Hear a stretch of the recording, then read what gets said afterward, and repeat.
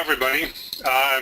There's a lot to cover today, and this is going to be kind of like speed dating, though I've never speed dated before, but there's much to cover. And these topics I chose were things that I, through the period of time using Stata, had issues with. One was just taking too much time trying to find something simple to get out of Stata. And like with everybody else, time is critical. So that's one of the key things on all these things that we're showing today is basically how to do things quicker and accurately. So to get started, all these demonstrations I'm doing today are the data sets are available to you through Stata. Basically, for example, in this one here, this all you have to do is type in this SYS use SW88, and that will get you the data set that we're going to use on this one. And all the codes are on these handouts as well, so you can copy and put them into a do file. I'm sure some of you out there are new users and haven't used Stata much, and use drop-down menus to get where you need to go. Writing code is simple, straightforward, and this is all in code, and this is how you learn how to use code by doing some of these things. So to get started, the first thing we're going to look at is just changing a continuous variable. So we're going to use this data set, and the first thing you always like to do is look at your variables, see what you have, and we're going to focus right now on the tenure variable. You can see here, important things to look at is the missing data. There's 15 observations that are missing. My maximum value is 25.91, and my minimum is 0. Tenure is basically the amount of time that someone's worked for their employer. And what I'm going to do is to create a categorical variable out of tenure so that I can then use that new variable however I want to as a categorical. So first thing I want to do is to create a new variable. I'm choosing to use years worked underscore replace simply because I'm going to be using several new variables, and this way we'll know which one I was using for the example. So first thing I do is I generate a variable, and then I'm replacing it if the tenure is 1 year or less with the number 1, and then replacing number 2 if it's greater than 1 and less than 5, and so forth. Now I know I'm showing you a lot of things if you're new to this very quickly, but the main thing is that I just want to get you a brief understanding of how this is done, and then show you other examples of how it's done so that you can compare and contrast on your own, and then when you do your own work you can determine which one to use. And I highly recommend that you recreate a do file just like this so that you have it, you keep it on your computer, and you can go back to it and use it as a reference. So creating now the new variable,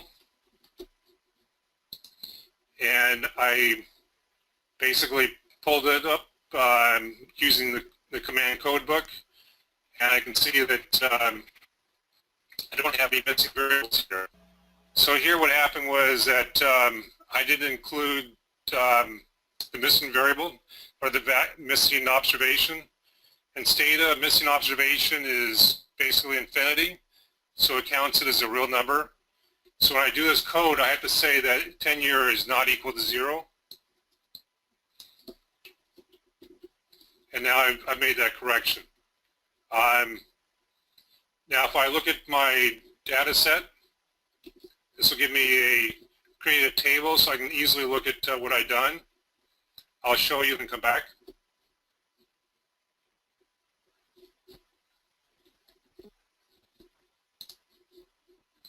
Okay, the next method is using the command egen and then cut. So I'm egenning this new variable years worked underscore cut, and I'm using a cut command. This is a function which is taking tenure, and it's going to cut them at these different levels. So the minimum value is 0 for the first group, up to the next group, which is minimum value is 1, and then minimum value of 5, and then 10.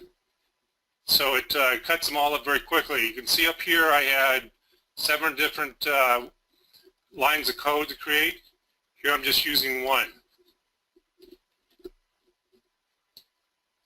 So I'll run the previous table and the current table.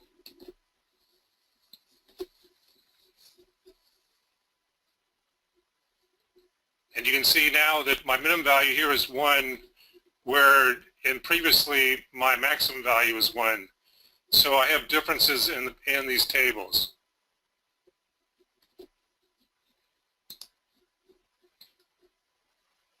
So what I could do is to say 0 to 1.0001 and then 5.0001, but this is very sloppy. This is not how I'd want to do it.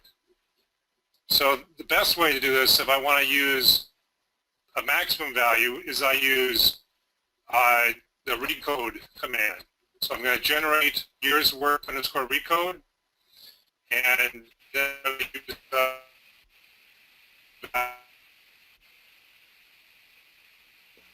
Okay, we lost you again when you started with the recode. Now you're back.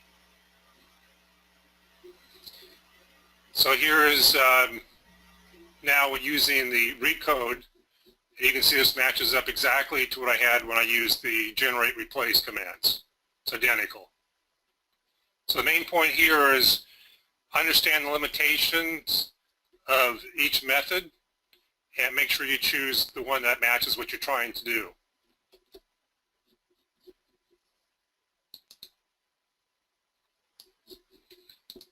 Okay, now if I have a categorical variable and I want to change it to an indicator variable, indicator meaning 0 for not, 1 for yes, I'm going to take my first one, the variable, the replace variable, and now change that to a indicator variable. So I'm going to tabulate it, and then it's going to generate it for me, a new variable.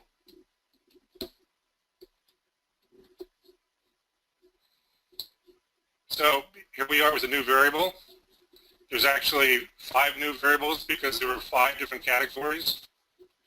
So for the first category, the first variable is years worked replaced equals. So this is kind of obnoxious as my label. It's hard to know what it means unless I reference back. So another way of doing this is to, well, it's actually, we'll do the recode one.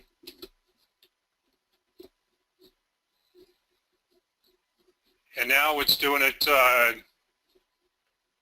recode of 1, 5, 10, 20, and 26 is my values. Still kind of obnoxious. So the tip is label the variables values before converting to dummy variables. So I'm going to remove these variables so they don't confuse me, the ones we just created. I'm going to label my variable years worked. I'm going to define a label. And then I'm going to put those labels to my variable years worked recode. Now I'm going to retabulate it. And you can see now my labels are years worked recode equals 1 year or less, 1 plus 5 years. Okay, again, my apologies. So the last one is to change a continuous to an indicator variable. The key is here you have to decide at what point you want to change it to an indicator. With the tenure, I arbitrarily chose 10 years because as part of my analysis I want to see what the impact is if you work 10 years or less or more than 10 years. So basically I'm just going to generate, I put in the new variable name, tenure 10 as I'm calling it. and it's going to be equal to tenure greater than or equal to 10, and then I put an if tenure does not equal missing. So I'll run this. Oh, sorry, I didn't load up the data set.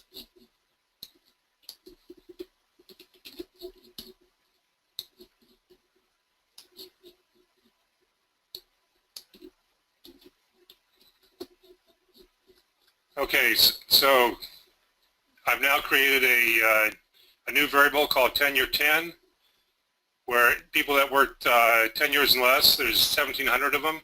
People that worked more than 10 years, there's 495, and there's 15 missing. Okay, so moving right along, presentation tables. Okay, in Stata, there's a lot of different ways you can create tables, and I've spent a lot of time with Stata searching through what table to create. Up here in summary tables, they got frequency tables, see all different methods there. You have other tables. It can be a real nightmare, especially if you're not using it every single day creating tables to remember what it is that you want to create. So the objective now is to be able to produce descriptive tables that are meaningful and relevant.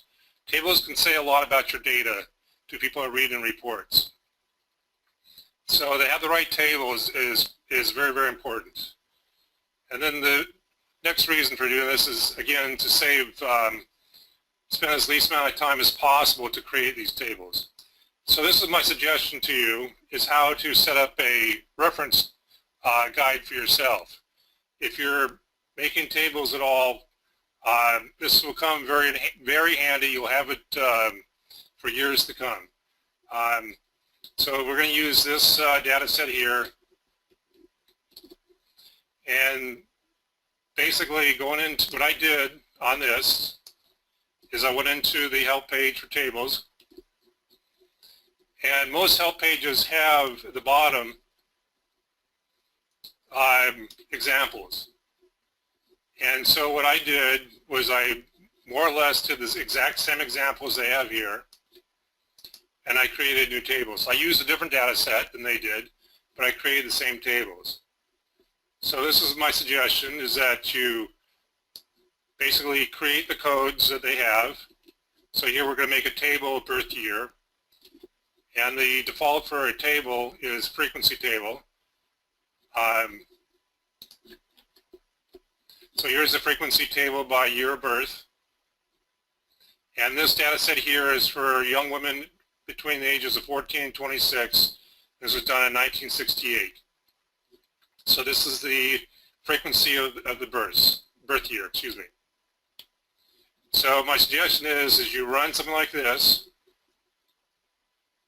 you copy it, just Control-C, you come back over here, and you paste it in there. Now, you can see that this is green here, so that means that Stata doesn't read that.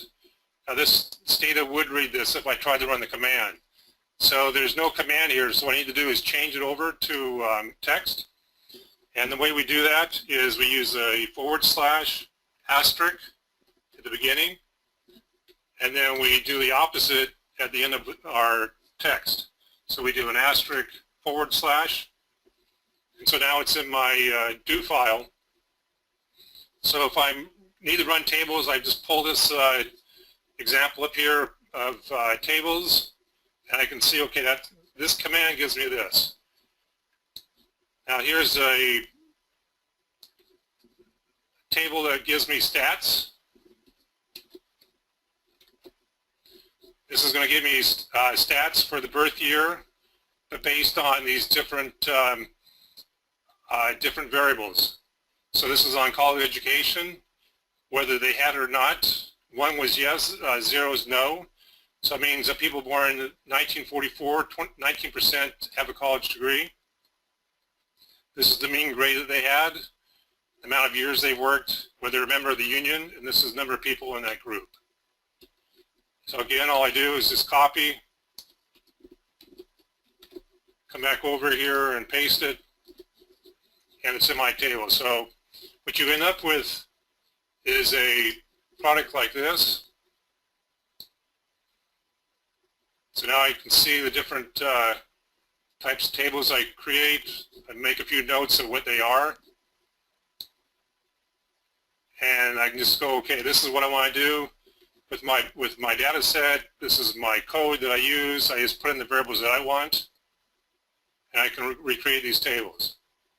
Now there are, in Stata, there's basically 3 other areas that you want to focus on. One is the tabulate one way, tabulate two way, and then tabulate summarize. And you basically just type in help and then these words, and then you come down, for example, just come in here down to their examples and do the exact same thing. Just run some examples so you have them in your file.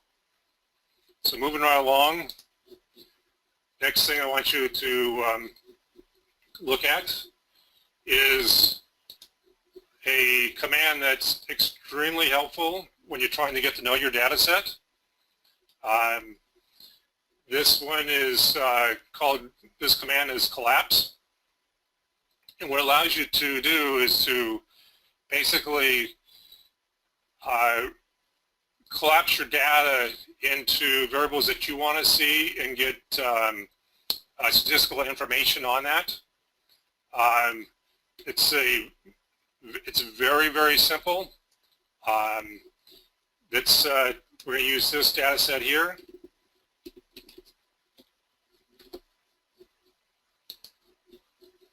And this data set is on heart disease with cholesterol levels, triglyceride, and different.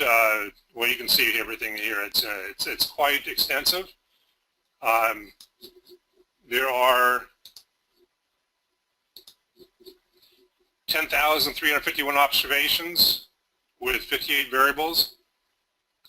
So it's awfully hard to get your hands wrapped around that of what's in there. And it's very easy to extract some information. One of the commands that's important to know is preserve. Preserve before collapse will give you your information from your collapse command and then give you back your original set. So, for example, I'll run this. And what I'm going to do is I'm going to ask for the mean height, weight, age, my cholesterol levels, blood pressure levels, whether the person has high blood pressure or not. And this is going to give it to me by sex. One of the important things to understand when you do a collapse is a lot of times data sets will have weights to them. So you need to include that. If I was looking at information, say, on counties in a state, my weight would be population size for those counties. And in this situation, there was actually a variable with the weights on them. So I'm including that inside my, my command here. So trying to get a feel for these different levels by sex. I tell it to list it, so it's going to show it up on the screen for me.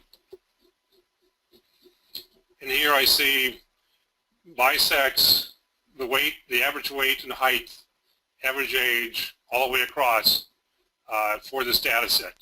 And you'll notice that it gives me back my data set exactly the way it was. Now, if I did this without the preserve command, I put an asterisk in this, again, it makes it a text. So if I run collapse and list, you can see that it gives me these stats. And it's taken away all the other observations. If I go to my browser, you'll see there's only 2 lines. Sometimes this is what you want, and I'll show you in a second how you save that.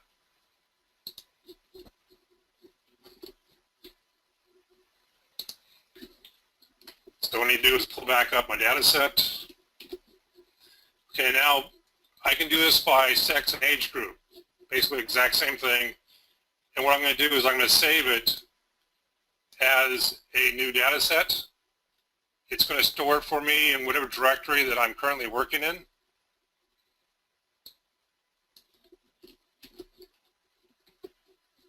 So now this is the information based on age and by sex. So it's just a fabulous way to be able to get some good numbers, good data on my data set. And I've saved it so I can pull it back up if I want to look at it.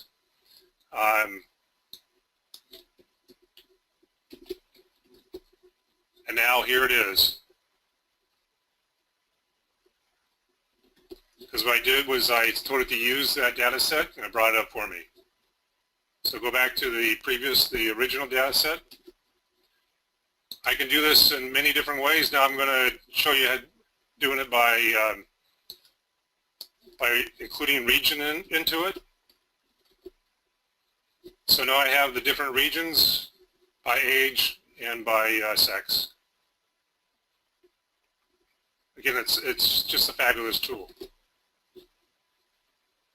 And now this is saved for me, so if I want to use it, I can pull it back up. Okay, on this next one, we'll skip that line. There's nothing there. It's a repeat, it looks like. I can break this down by percentile too. Instead of using the mean, I'm going to use the 95th percentile. And so this is now data for the, my row wasn't, this wasn't big enough. Doing it now for, this is for the 95th percentile. How is this helpful? Well, sometimes I want to compare data, say between the 50th percentile to 95th percentile.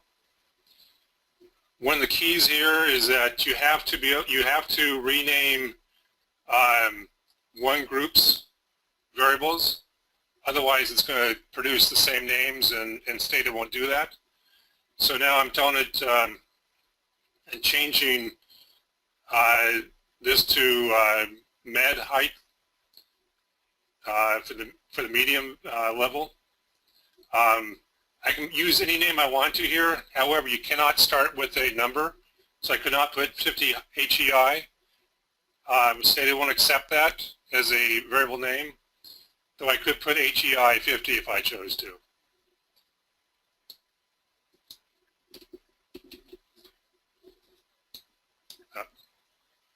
Nope, I made a mistake here, and what I did was I did not hit the preserve first, and I did not hit list. So what it gave me is just a data set, my new data set. Okay, this is a good lesson for people that are just learning to use Stata in using code. Always have the name of your data set handy on your worksheet or on your do file, so it takes a second to bring it back up. You can see now it's there. So let's rerun that.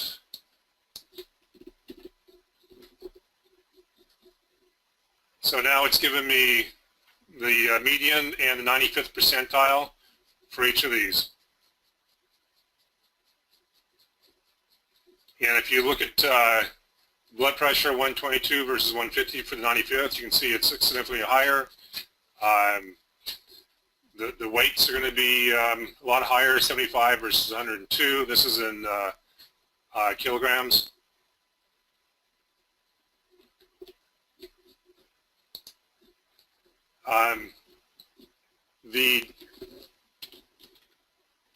There's many different ways you can do this.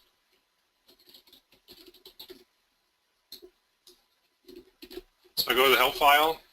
These are all the different ways I can break down my, I can collapse on. I can do maximums versus minimums. I can do, if you're doing count data with Poisson, choose any percentile that you want to. It's a very, very handy tool.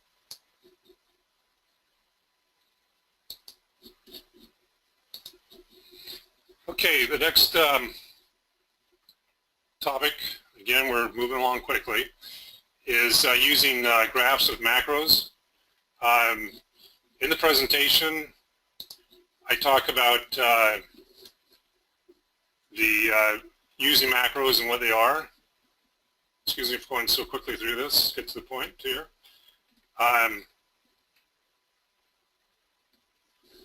This is a brief description of what macros are. It's not like in Excel. Basically, a macro in Excel does a lot of different commands. In a long row gets you results.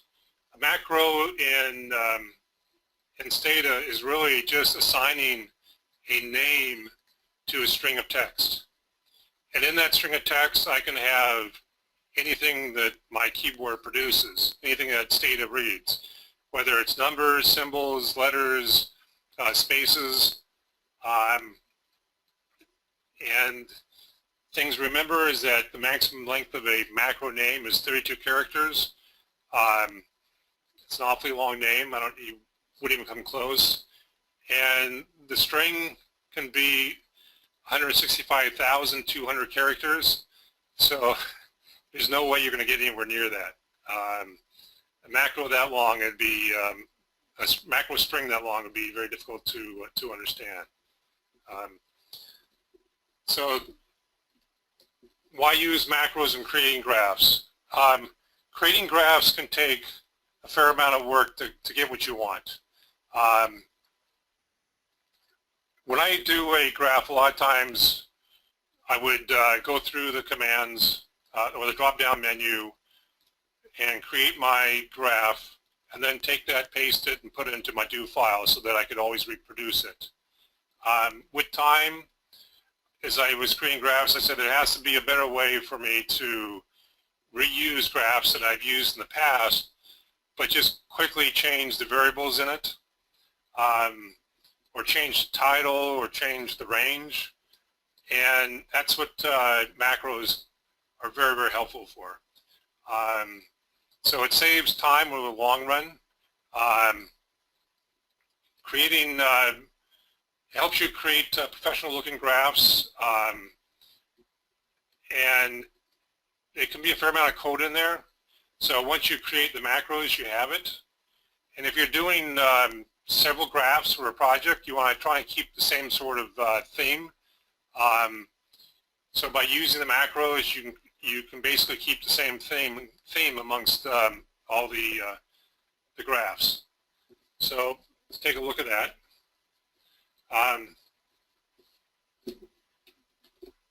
Using the same data set that we have been using, I want to graph the BMI index versus blood pressure and triglyceride levels. Now the data set did not have a BMI, but the formula is right here, so I'll just generate that, and then I'll label my variable BMI index. So this is my code here for creating the graph I want.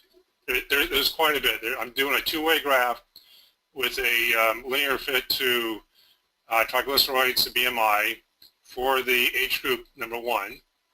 And I'm telling it the color, I'm telling it the width, and the pattern. And then against that, I'm going to also graph the triglyceride levels. I'm going to give it the y-axis a new title.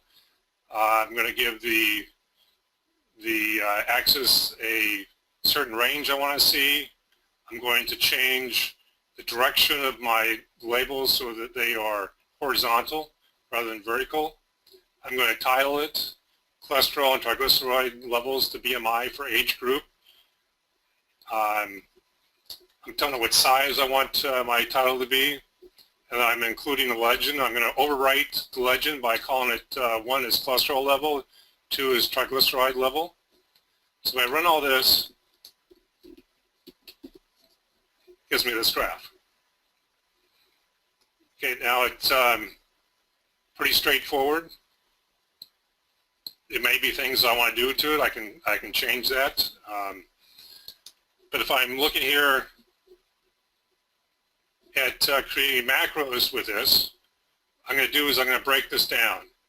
So I'm taking I'm going to give this name to this bit of data.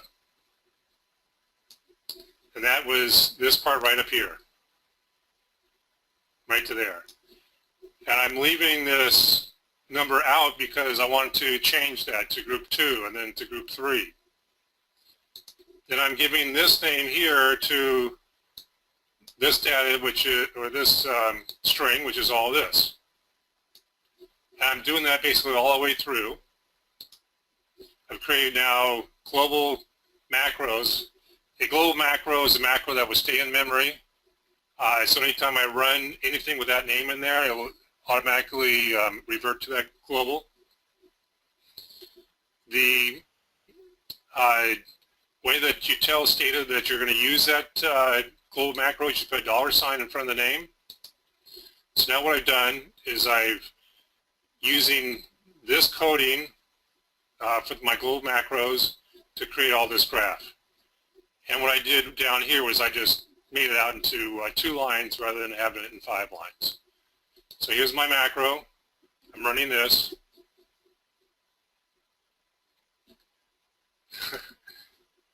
Oh, I know what I didn't do. I didn't tell Stata what my macros were. So I got to tell, first of all, what my global macros are. So I just did that. I hate it when things don't work the way you expect them to. And now I run it, and voila, there's my graph. So now I've created one. I want to be able to do the same thing for age group 2, age group 3. So I just copy and paste, and I change this 1 to a 2, change this 2 to a 3 because it's 30, 39-year-olds, and I run it. And now it's for 30 to 39-year-olds. And I can do the same thing now for all 6. There are commands that you put into this for saving. I actually should have done that so you can easily see how all the graphs are going to look alike, except for the different tables. So let's see if I can do this real quick.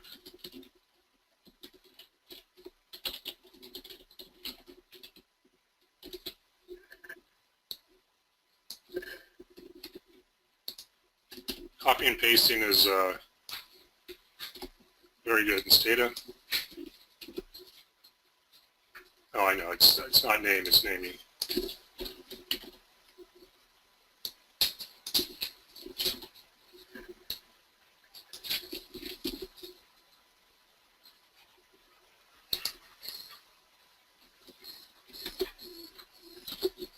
All right. Some of my option naming allowed. No, my apologies.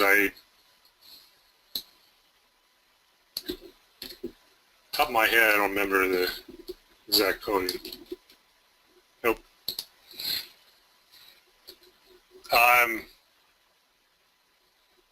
So anyway, that there is a way to name it quickly, and then if I use save.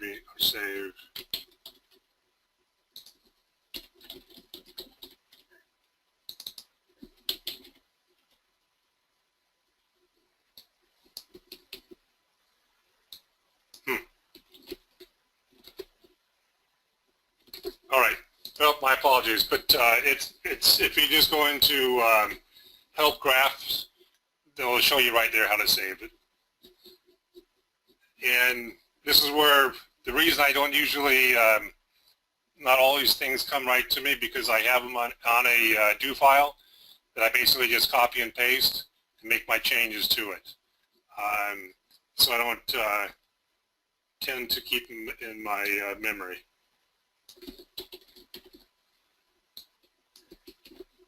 There we go. It's saving. Okay, so let me pull these two up.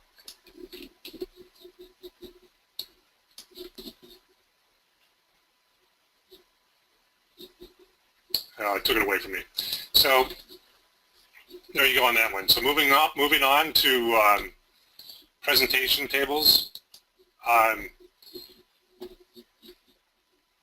There are several ways of doing tables in Stata.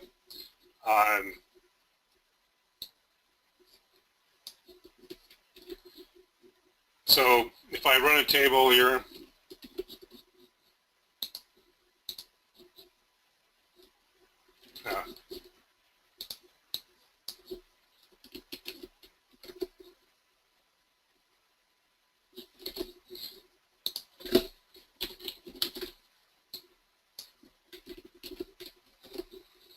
okay, so now we're looking at a different data set. This is on reading, writing, math, and science, social science scores. Create a table. So one way to do this is to highlight it, copy the table, and then paste it. And what I did is I gave examples. Actually, it was a different table that I created. But the problem with this method is that things are off-centered. So you right-click on the mouse, copy table, and paste. The other method is to copy as a picture. So come down here and copy as a picture, and this is actually a pretty good, if you just need a real quick method of copying putting a table into a document just for yourself, copying as a picture is a good way of doing it. And one of the tricks is if you have a small table, let me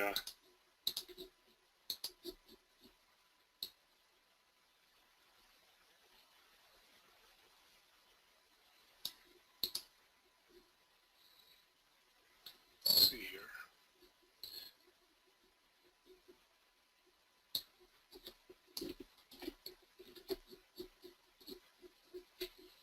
So this is a table I'm using with copy and paste. The next method is to use tab out. So basically all I did was for this method and the previous method was I just used table female. This is basically one of the tables from the section 2 where I showed you tables. So you just basically create this. You can see there's not much clarity with the fonts. You have no control over it as a photo. If you do it as a table, it's out of alignment. So this is the tab out command, and basically what I'm doing is I'm telling it here what variables I want to use. I give a table name. So what it does is it sends it as an Excel file. It's actually not an Excel file, it's a text file. So when you pull up into Excel, it's going to tell you it's a wrong format. And you just hit OK and it brings it up, and it's will put everything into the columns. And you're telling it in the cells what you want. So what I wanted was the mean score for math, the mean score for write, science, and read, as we have here. And then I'm telling it what I want for these names across. And this is the table it gives me. It's in the Excel spreadsheet. I can quickly and easily take away, erase these means up here. I can easily then format this and put borders up here if I want to. It's all basically formattable in Excel. I can rework my numbers very easily. Tab out is a additional command in Stata. It's a third-person command that was written. So if you want to find it and add it to your to your Stata, you just basically type find it and then tab out. And here it is here. You just double click on this and click here to install, and it'll be on your system. And there's a help file for it. And you'll also find a fair amount of information on the web as well. Now, really what I think is something, if you're going to be doing tables that are, you really need professional level, publication style tables, you really need to look at learning how to use LaTeX, or LaTeX, I think it's called. This command here, labstat, is a third-person written command, so you do the same thing, find it, labstat. But these are just incredible tables that it produces. What it does is it creates them as a PDF file, and then from the PDF file, you just use the, what is it in PDF, take a snapshot, outline it, copy it, and then you can paste it into your documents. It just creates, this is all I typed in, was this here, and it gave me this quality of graphs, or excuse me, tables. So this is really the next step up of learning how to do very good tables. So these are different, you have there's 5 different choices. Actually, I did not go into Put Excel. Put Excel is another way of doing it. It has certain features that TabOut doesn't have, but TabOut is a great, it actually can do quite a bit more. With Replace Excel, you can actually put them into different worksheets within the workbook. With TabOut, it just puts them side by side. So if I wanted to add another table into the same worksheet, instead of saying replace, I would say append, and it would add it side by side to it. So we're 3 minutes over where we wanted to be. I know I covered an awful lot. I mean, this is really, yeah, the question's being asked, what about generating tables for multiple or logistic regressions? Yeah, I'll be showing that, but not today. There just was not enough time, which brings us to the workshop that we'll be holding starting 2 weeks from tomorrow. Basically, it's going to be 5 workshops of 90-minute sessions. It'll be a slower pace, so you're going to be learning a lot more than what you got today, but it'll be slow enough that there'll be interaction back and forth as we're working. And the main beauty is that there's going to be 4 live question answer sessions, which are separate from the webinars, and those times that we can discuss any questions that you have. But I will definitely be showing how to output regression analysis, which is I know critical for a lot of people. But based on time of day, we simply could not do that. So Karen? Thank you. So we're going to open up for questions now, so feel free to type in your questions, and Jeff will be able to answer them. I do want to mention just a couple other things we have coming up just very briefly in case anyone's interested.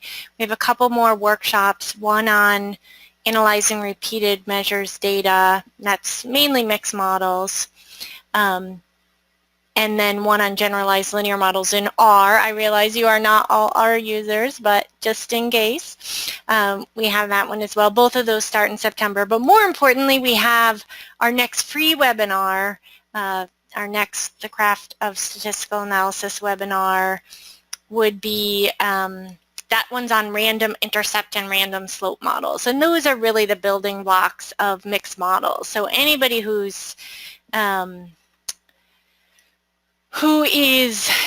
interested in learning mixed models, that's really the place to start. So again, it's another 1-hour webinar, and that will be in August. And if you just follow that link, I'll put these links into the chat box for you.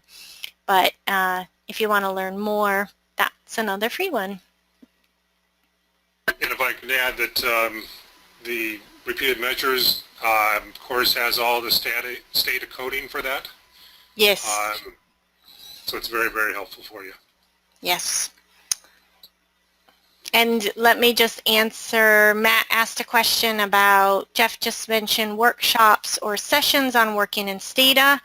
When will those be offered and how are they accessed? Jeff, if you don't mind flipping back up a slide. It's 5 sessions. It's a full workshop. They work together. So it's 5 weekly sessions. The first one is August 13th. And, oh no, they're not weekly. It's twice a week. So it goes August 13th to the 27th. They're 90 minutes. And we do that with the idea that you can work it into your regular work schedule. And it's all online via webinar. And if you just go to this link, which again I will paste this into the chat in just a moment, you can get all the details. You're welcome. And the main thing is that these are all recorded, so if you cannot attend the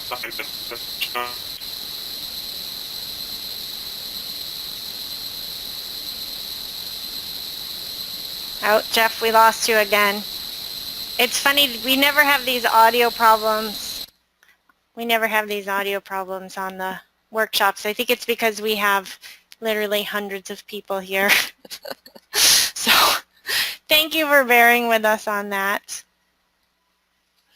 But as Jeff was saying, yes, all these workshops are recorded and we send out the recording. So even if you're not available or it's a bad time zone for you or bad time in your time zone, you can always access those later. Okay, there are a few questions here. Jeff, if you want to tackle those. Okay, question was the tables created with that to have commands in PDF format? Yes, the output is in PDF format. And it basically saves them directly into the directory that you're currently in. It saves it right into a file for you.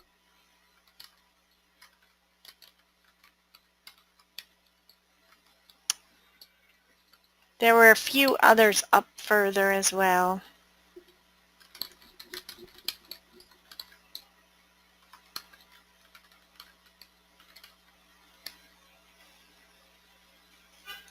Okay, someone said that they're hoping to follow along and copy what he's doing in Stata, but could not find the data sets. Basically, some of these come with Stata and some come with off the web. So the key was to ones that are on the web, like this one here. Basically, that is what you'll have to put into your do file. Ones that come with Stata, you would use this sys use, and it brings it up. So it's possible you don't have, if you don't have the file is on your computer, I believe if you use web use, it goes right to Stata to get it. Let's try that.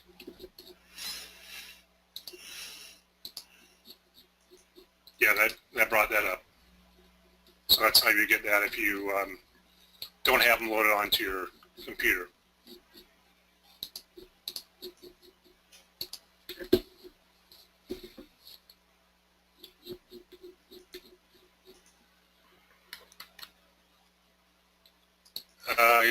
Any other questions?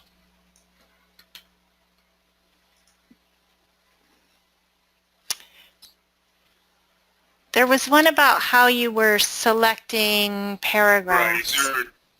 Is there a way to quickly select a paragraph instead of just selecting with click drags?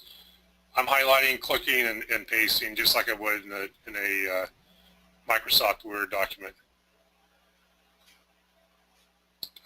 Is the copy as a picture available with Stata 12? You mean where I, yeah, copy,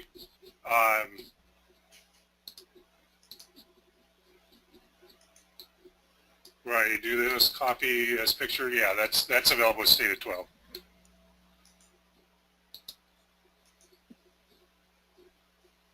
I question whether do files,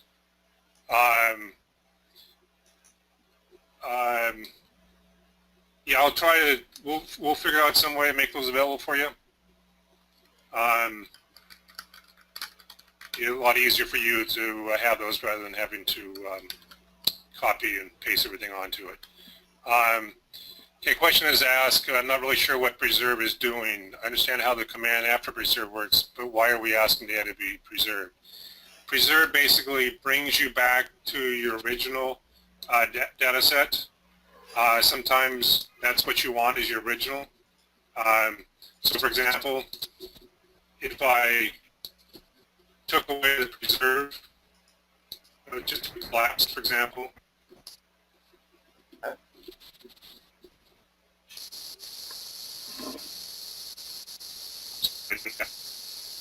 sorry.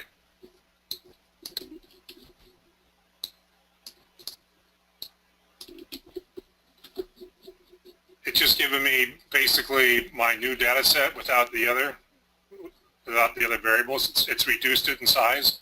So by using the preserve, it takes me right back to where I originally was. So if I do the same thing with the preserve, it gives me everything back. So at times, it's easier sometimes just to save your new data set and then come back to your original, and that's how you would do that, by using preserve. Question, what's the simplest way to copy and paste the stated output into a Word document? Looks as professional as possible without needing to use ancillary programs like Tablet or LaTeX. So the easiest way now, I just made this table here. I bring this, I'm using this control right here, I'm highlighting that, bringing it over, and then I'm highlighting, and basically my copy as a picture, and go into a Word document,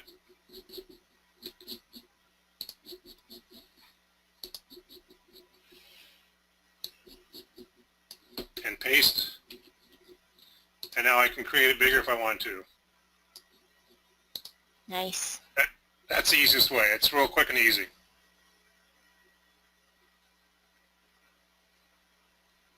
It's better using the copy as a table just doesn't work.